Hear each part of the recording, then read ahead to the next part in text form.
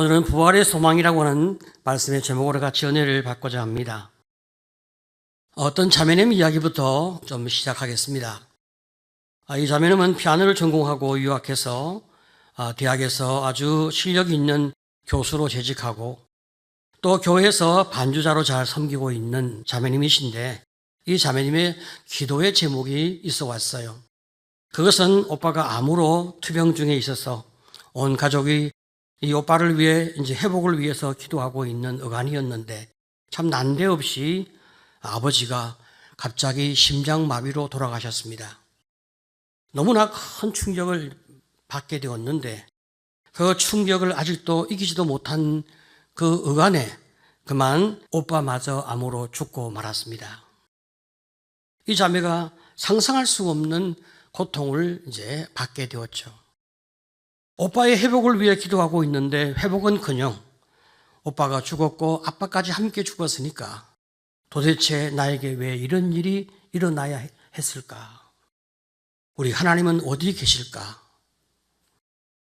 원망과 미움과 그 아픔이 그 마음 가운데 가득 차기 시작했습니다. 그런데 어느 날부터인가 손가락이 굳어서 건반이 눌러지지가 않는 거예요. 당장 교회에서 피아노 반주를 할 수가 없게 되었습니다. 학교에서도 학생을 지도할 수 없게 되어진 것은 당연한 일이죠.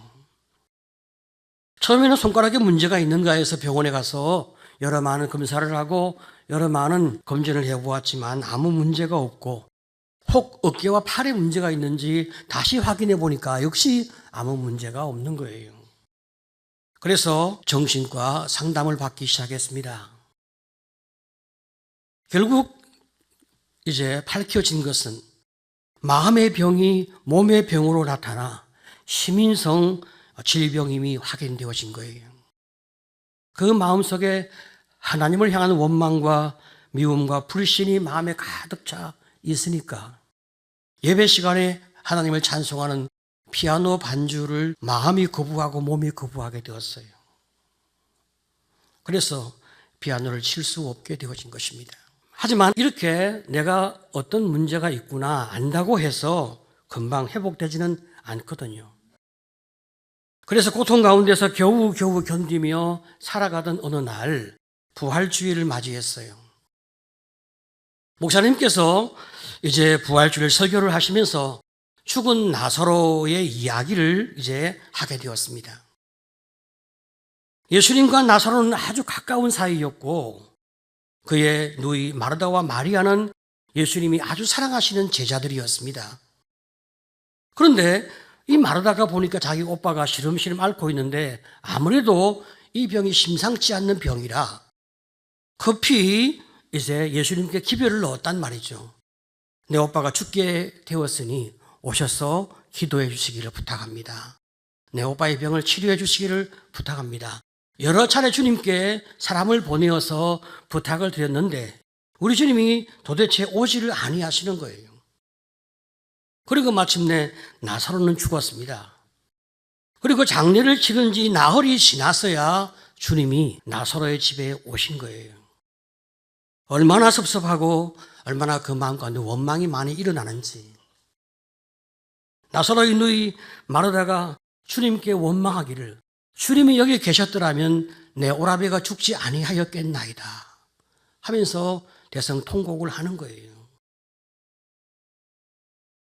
하지만 예수님은 나사로를 죽음에서 살리실 것이고 이로 말미암아 예수의 부활이 앞으로 다가올 텐데 그 부활도 사람이 믿도록 하기 위한 하나님의 깊은 섭리와 뜻이 있었단 말이에요. 이걸 나사로도 물론 모르고 마르다도 모르지 않습니까? 예수님은 아무것도 모르는 이 마르다에게 오직 믿음만을 요구하고 계신 거죠. 요한복음 11장 25절 이하를 보게 되어지면 예수께서 이르시되 나는 부활이요 생명이니 나를 믿는 자는 죽어도 살겠고 무릇 살아서 나를 믿는 자는 영원히 죽지 아니하리니 이것을 내가 믿느냐. 지금 예수님께서 마르다에게 이것을 내가 믿느냐 이렇게 질문을 하신 그 설교를 들으면서 그 설교 말씀이 이 자매의 가슴에 꽉 꽂히는 거예요. 마치 예수님이 자기 자신에게 질문하는 것처럼 그렇게 질문이 자기 가슴에 꽉 꽂혀요. 그때 이 자매는 내 믿음이 너무나 작은 믿음이구나, 그걸 알게 됩니다. 내가 예수를 믿기는 하지만 아주 조금 믿고 있구나. 내가 전적으로 주님을 믿고 의지하는 삶을 사는 것은 아니구나. 그게 깨달아지면서 내가 그동안 내 실력과 내 힘만 믿고 살아온 것이 알아지기 시작하는 거예요. 나의 신앙이 나만 믿는 인간 중심적인 신앙이구나 하는 것이 가슴에 깊이 느껴질 때 그 마음 가운데 울컥하는 통곡이 일어나기 시작합니다. 그러면서 회개가 이제 나오기 시작하는 거예요. 오빠와 아버지가 천국에서 하나님의 품에 계신데 나는 그것을 믿음으로 바라보지 못했습니다. 내가 이 땅만 좋아하고 모든 것을 세상 중심적인 생각으로 바라본 나의 이 시각을 내가 주님 앞에 회개합니다. 이제는 주님만 의지하고 부활 신앙으로 살아보겠습니다. 천국이 나의 본향이고 천국이 나의 진짜 고향이며 이 땅에서의 인생의 삶은 나그네 삶인데 내가 본향을 바라보지 못하고 살아온 것을 회개합니다. 그러면서 한참 주님 앞에 기도하고 그때부터 이 마음이 달라지기 시작한 거예요. 하나님을 찬양하고 싶고 감사와 기쁨이 그 마음 가운데 넘치기 시작하고 그리고 점점 마음이 회복되어지면서 어느 날 참 이렇게 하나님께 찬양을 올리고 싶다 하는 마음이 일어나기 시작하는 거예요. 그러면서 이제 피아노를 치기 시작했습니다. 건반이 눌러지고 아름다운 멜로디가 터져나오기 시작했습니다. 여러분, 예수님의 부활은 우리에게도 회복과 치유, 기적과 능력, 그리고 영원한 소망을 주는 그런 축복임을 믿으시기를 축복합니다. 아멘. 2000년 전 우리 예수님께서 이 땅에 오셔서 우리의 죄를 위해 십자가에 못 박혀 죽으시고 오늘 새벽, 이 부활주일 오늘 새벽에 우리 주님이 다시 살아나셨습니다. 성도는 더 이상 죽음을 두려워할 필요가 없는 거죠. 예수님 때문에 담대한 마음으로 살아가는 여러분 되시기를 축복합니다. 아멘. 자, 여러분, 예수님이 이렇게 부활했지만 또 사탄은 예수님의 부활을 많은 사람이 믿지 못하도록 만들기 위해서 너무나 교묘하고도 잘못된 거짓말을 만들어서 오늘까지 많은 사람을 속여왔습니다. 그 대표적 거짓말이 이제 세 가지 거짓말이 있는데요. 첫 번째 거짓말은 예수님께서 죽은 것이 아니고 기절했다가 다시 깨어났다라고 하는 기절설이 있어요. 요한복음 19장 33절 이하를 보게 되어지면 예수께 이르러서는 이미 죽으신 것을 보고 다리를 꺾지 아니하고 그중 한 군인이 창으로 옆구리를 찌르니 곧 피와 물이 나오더라. 예수님의 허리에 창으로 이렇게 찔렀더니 물과 피가 다 나왔다. 더 이상 살아있는 사람이 아닌 거죠. 완전히 죽은 사람인 거죠. 확인이 되었죠. 로마의 병사들이 예수님이 죽은 것이 확인이 되어지니까 다리를 꺾을 필요가 없어서 예수님은 다리를 꺾지 않았습니다. 두 번째 거짓말이, 유명한 또 거짓말이 있는데 어떤 거짓말이 있을까요? 예수의 제자들이 말이죠, 예수의 시신을 훔쳐가서 예수님 부활했다 소문을 냈다는 거예요. 예수님께서 돌아가실 때 예수님의 제자들은 너무나 무섭고 너무나 두렵고 너무나 큰 공포에 붙잡혀 그분들은 자기 자신이 예수의 제자인 걸 인정하지도 않았고 다 도망가 버렸습니다. 그들이 무슨 용기로 예수님의 시신을 훔쳐갈 수 있겠습니까? 또 예수님의 시신은 그 당시 군대가 지키고 있었어요. 어찌 훔쳐갈 생각을 할 수가 있겠습니까? 세 번째 거짓말은 말이죠. 제자들이 예수님의 부활을 막 소문을 내서 신화처럼 그렇게 만들어냈다는 거예요. 예수님은 말이죠, 역사적으로 부활한 거지 그냥 사람이 꾸며낸 그런 부활 이야기가 아니란 말이죠. 사도 바울은 예수의 부활을 이야기하면서 그렇게 외칩니다. 만약에 예수님의 부활이 역사적으로 사실이 아니라고 한다면 기독교는 문을 닫아야 한다. 그렇게 외친 거죠. 고전 15장 17절을 보게 되어지면 그리스도께서 다시 살아나신 일이 없다면 너희의 믿음도 헛되고 너희가 여전히 죄 가운데 있을 것이요. 그렇습니다. 여러분, 우리가 예수를 믿음으로 제일 큰 축복을 받은 것이 뭘까요? 우리의 모든 죄가 다 용서되어진 거예요. 우리의 모든 죄가 예수의 그 속죄의 피로 말미암아 용서가 되어졌다는 그 분명한 증거가 뭡니까? 예수님이 부활하신 거거든요. 그런데 예수의 부활이 없다면 우리의 모든 죄가 용서되어진 것이 아니니까 기독교가 무슨 생명의 종교가 될 수 있겠어요? 자, 그러니까 예수의 부활은 기독교의 핵심이란 말이죠. 자, 이런 이제 거짓말들을 이제 퍼뜨리니까 참 신앙에 대해서, 기독교에 대해서 잘 알지 못한 사람들은 자꾸만 오해를 하게 되어지는 거예요. 자, 그러면 반대로 말이죠, 부활이 분명한 역사적 사실임을 우리는 다음 네 가지로 입증할 수가 있는데요. 첫째, 부활은 구약 성경이 예언하고 신약 성경이 확정한 것이다. 자, 우리 성경 15장 3절 4절 우리 같이 한번 읽어보도록 하겠습니다. 내가 받은 것을 먼저 너희에게 전하였노니 이는 성경대로 예수 그리스도께서 우리 죄를 위하여 죽으시고 장사 지낸 바 되었다가 성경대로 사흘 만에 다시 살아나사. 그죠? 여기 3절 4절에서 성경대로라고 하신 말씀은 구약 성경을 이야기하고 있어요. 예수님의 대속과 부활은 구약 성경이 예언한 그대로 지금 이루어진 사실이다. 이걸 확인해 주고 있단 말이죠. 자, 그러니까 예수님의 부활은 오래전 아주 옛날에 구약 성경이 말씀하신 것, 그것이 신약 성경에 와서 그대로 이루어진 것이니까 이건 하나님의 계획과 인류 구원을 위한 하나님의 의도대로 그렇게 이루어진 것이다. 분명한 사실이죠. 자, 두 번째로 우리가 예수의 부활을 무엇으로 확인할 수 있겠습니까? 예수님의 시신이 없어요. 예수님의 시신이 없는 빈 무덤이 기독교의 상징이거든요. 누가복음 24장 12절을 보게 되어지면 베드로는 일어나 무덤에 달려가서 구부려 들여다보니 세마포만 보이는지라 그 된 일을 놀랍게 여기며 집으로 돌아가니라.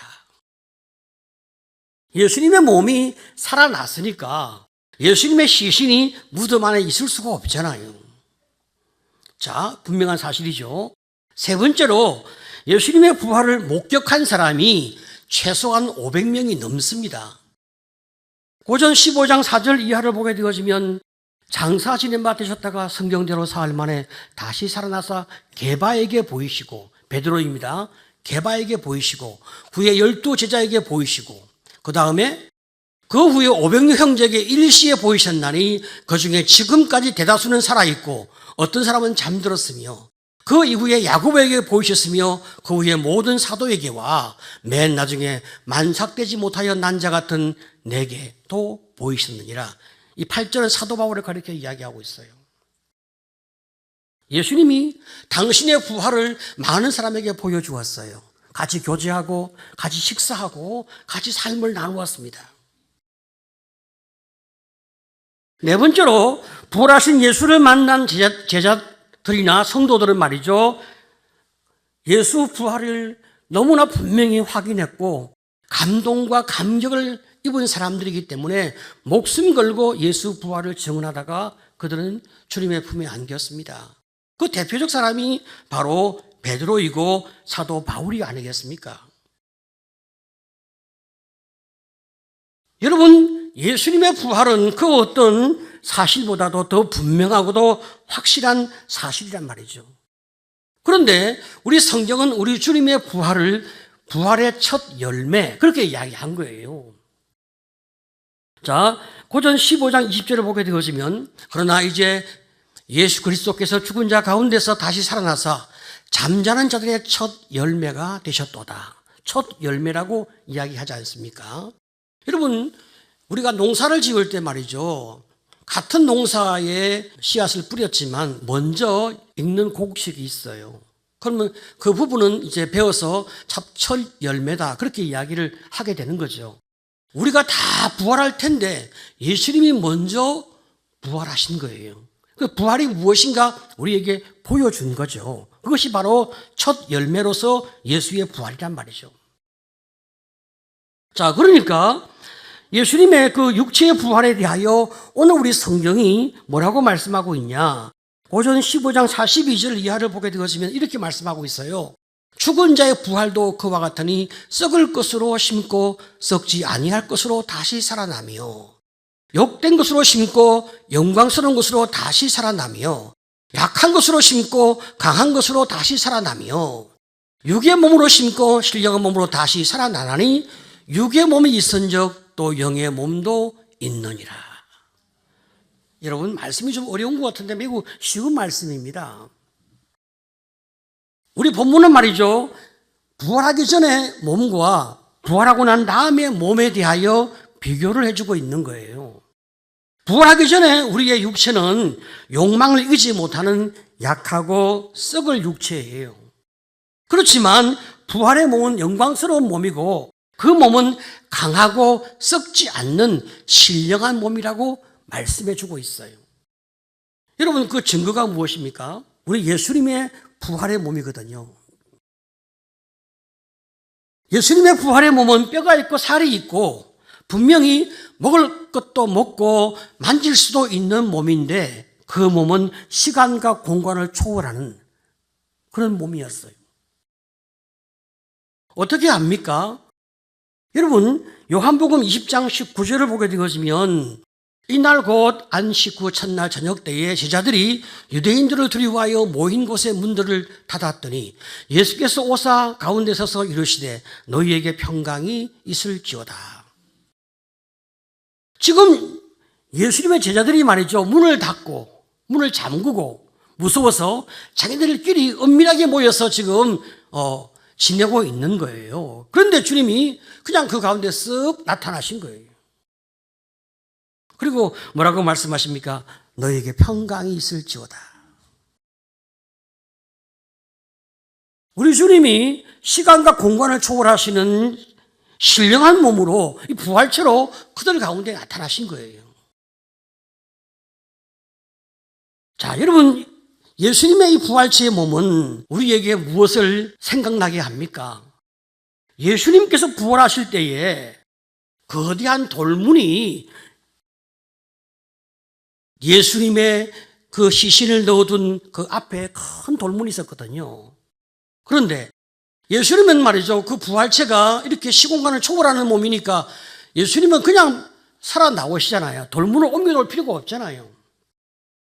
그런데 천사들이 돌문을 옮겨놓았어요. 왜 그랬을까요? 예수님이 부활에 방해가 되기 때문에 돌문을 옮겨놓은 게 아니고 많은 사람들이 예수님의 부활을 확인하도록 하기 위해서 그 무거운 큰 돌들을 천사들이 옮겨놓은 거예요. 우리 역시 언젠가 부활의 몸을 가지게 되어지면 예수님처럼 시간과 공간을 초월하여 육체의 한계를 다 뛰어넘는 신령한 몸으로 부활하게 될 겁니다. 15장 43절은 우리에게 뭐라고 말씀합니까? 욕된 것으로 심고 영광스러운 것으로 다시 살아나며 약한 것으로 심고 강한 것으로 다시 살아나며 욕된 것이 영광스러운 것으로 변해지고 약한 것이 강한 것으로 변해서 다시 살아나는 부활의 몸을 우리가 입게 되어진다는 거죠. 우리가 부활의 예수를 바라보고 살아가게 되어지면 인생이 달라지는데요. 지금 여기에서 아직 우리의 이 육체가 부활체가 아니니까 우리는 이 땅에 살아가면서도 여전히 죄의 욕망이나 불신의 생각이 가끔 우리를 지배할 때가 있습니다. 그렇지만 우리가 계속 부활의 주를 묵상하게 되어지면 점점점 우리가 예수의 사람으로 더 성령 충만해지면서 우리의 삶이 변화의 길을 걷게 되어지는데, 그러나 그래도 아직은 우리가 육체가 연약하단 말이죠. 하지만 우리가 언젠가 부활의 몸을 입게 되어지면 신령한 몸으로 온전히 변화되어지니까 여러분 참 상상할 수 없는 은혜를 우리는 누리게 되어지는 거죠. 지금 우리가 경험하고 있는 신앙의 수준은 아직 우리는 초보의 수준에서 지금 경험하고 있는 거죠. 예수를 믿는다는 것, 예수를 안다는 것, 예수와 함께 영생의 세계에 들어가서 살아간다는 것이 무엇을 의미하는지 우리는 앞으로 더 많은 것들을 경험하게 되어질 거란 말이에요. 그러니까 참 예수를 믿는 것이 얼마나 큰 은혜입니까? 우리가 예수를 믿음으로 말미암아 부활의 신앙을 가지고는 말미암아 우리의 신앙을 간직한다는 것 참 너무나 큰 축복인데요. 이 땅에 사는 한 우리는 여러 가지 많은 환난과 어려움 가운데서 가끔 고통받게 되는 날도 있습니다. 그렇지만 끝까지 믿음을 붙잡고 사는 것은 너무나 큰 축복이란 말이죠.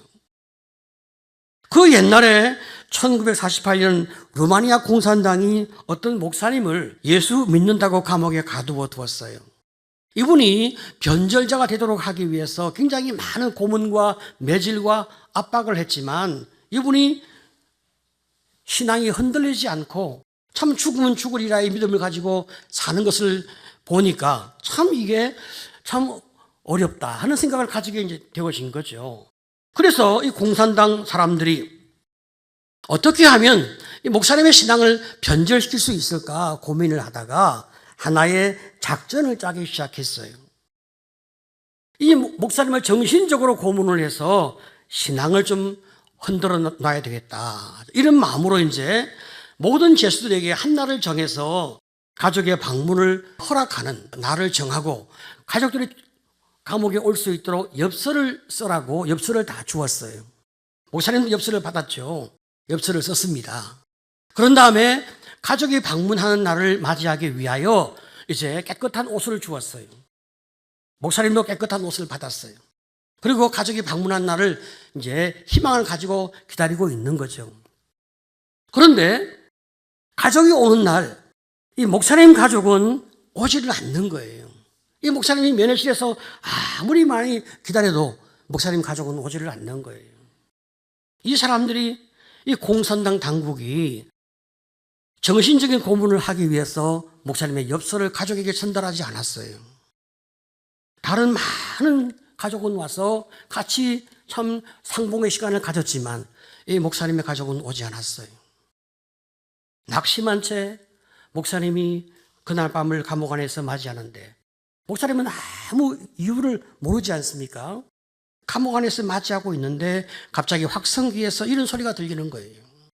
아무도 너를 사랑하지 않는다. 이젠 아무도 너를 사랑하지 않는다. 이 말이 계속 들리는 거예요. 눈물이 막 나기 시작해요. 너무나 깊은 상실감이 목사님의 마음을 지배하는 거예요. 그 다음날 일반 죄수들은 가족을 만났다고 막 자랑을 하는데 목사님은 아무도 찾아온 사람이 없으니까 그 사람들이 목사님을 막 멸시하고 무시를 하는 거예요.